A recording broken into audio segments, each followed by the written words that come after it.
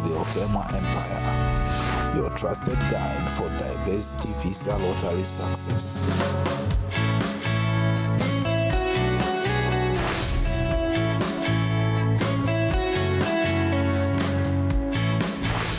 Hello everyone, welcome again to our channel. My name is Daniel, and in this video today we'll be talking about how you can get through the US customs faster when you are traveling.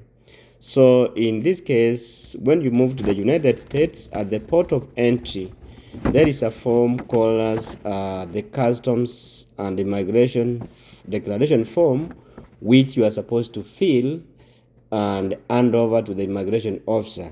So make sure that before you land at the port of entry, you fill this form in advance.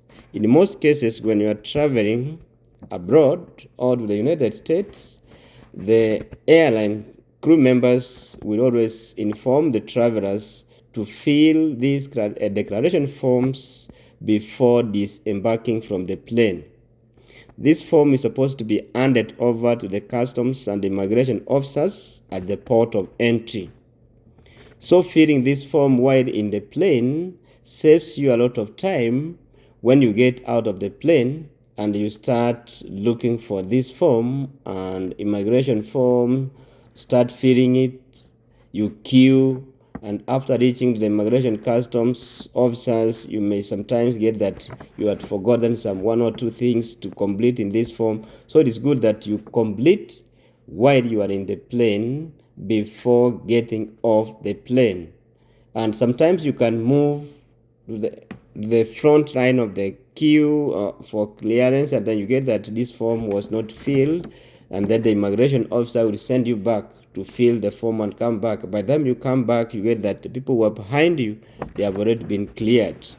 So number two, for you to get faster is, after getting out of the plane, you need to line up faster at the immigration and customs section, because everyone will be rushing either to catch up with another plane or for an appointment.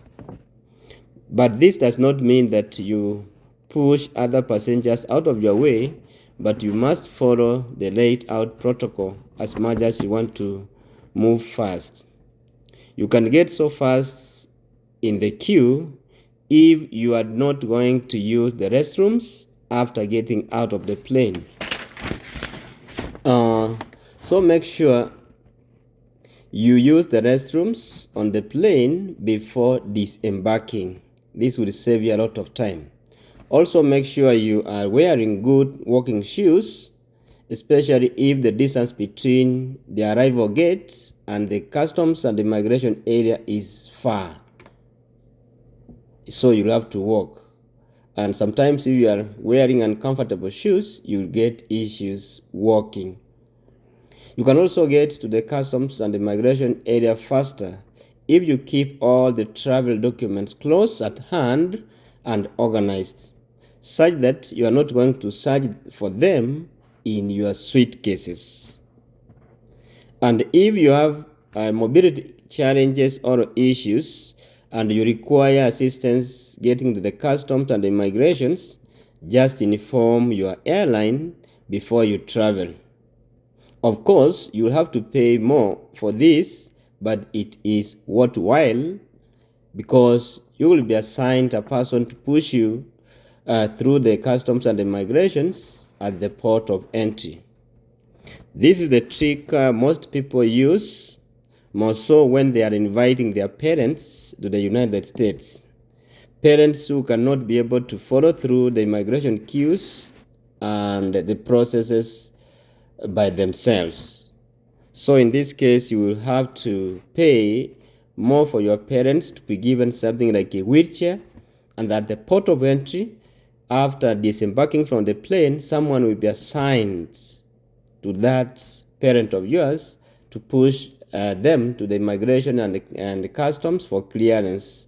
Then the direction will be given on what to follow after that. So that's the advantage of buying the wheelchair for the parents who have mobility issues when they are traveling to the United States. Number three, you can get through the immigration and customs faster if you remember to throw away any fresh fruits, food, vegetables, or meat, and water, and any other prohibited items on the plane or in a designated trash area in the airport.